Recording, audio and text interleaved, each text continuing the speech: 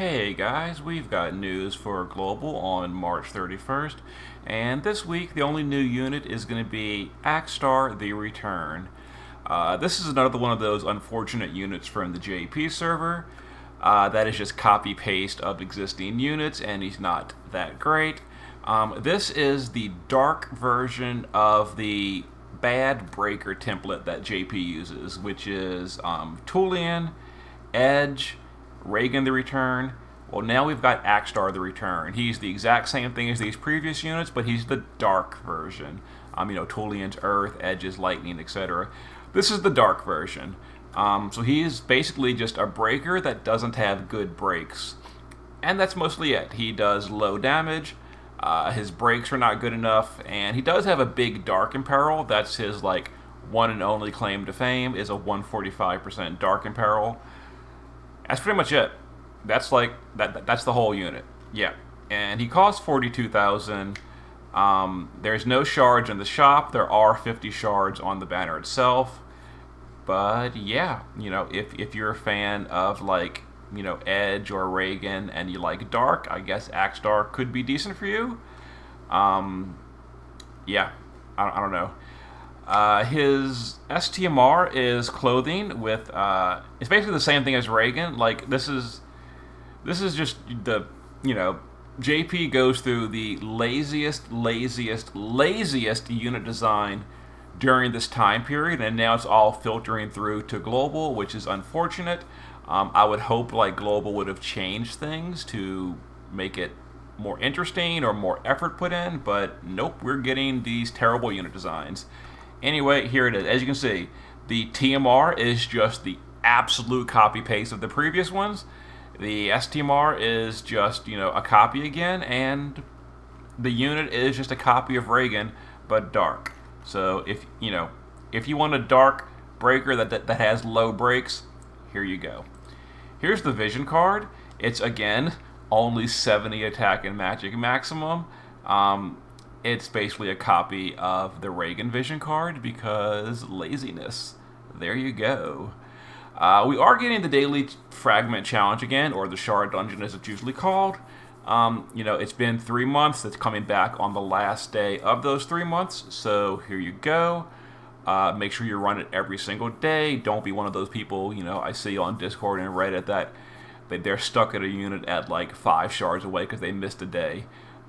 Thankfully, I have personally never missed a day of the Shard Dungeon when it comes, but I recommend, you set an alarm on your phone or something per day to remind you if you want to be really serious about it. Or, whatever.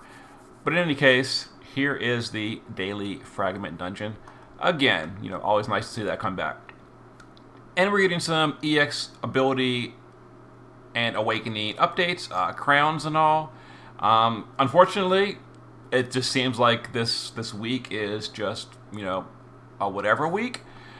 So we're getting Akstar's EX skills, which is basically 1,000 attack power, which is, yay, I guess.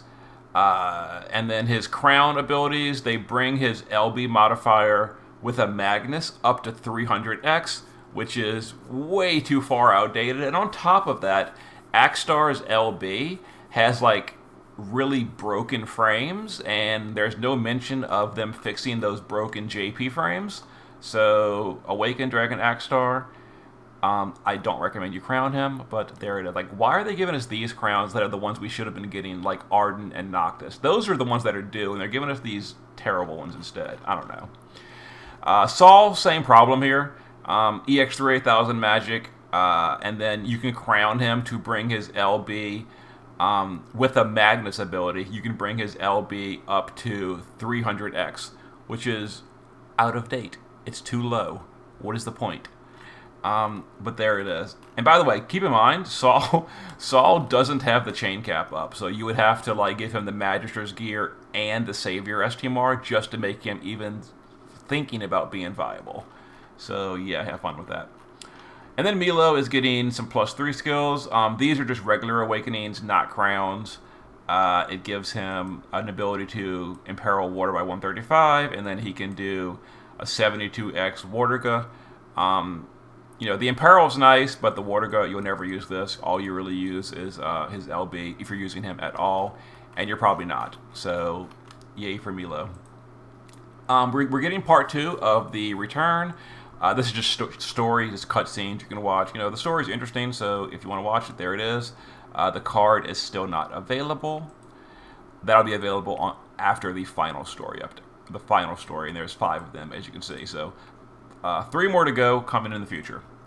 And then there's 2 Chronicle battles. This one is the Wicked Mirror Drake. This is the farm version where you just kill it very, very easy. It's 10 stages. The farming one, you kill it over and over. It gives you the Master's Gauntlet, which gives 30% evasion to Akstar or Reagan only. Other than that, it's pretty whatever. And then the Void Cloak gives Dark Rain 100 magic. Like, what is with this week? No, this is, the JP server did the same thing. This is just global copy pasting. But like, what is with the JP server and absolutely despising me? Again, this is on the JP server, not global. Global fixed Dark Rain. JP didn't. Like, what's his name? Tyvis, his Chronicle accessory gives him 500 flat attack power. Why does Dark Rains only give him 100? Like, the JP server is so off the wall insane where they hate mages so much. Thankfully, Global fixed that.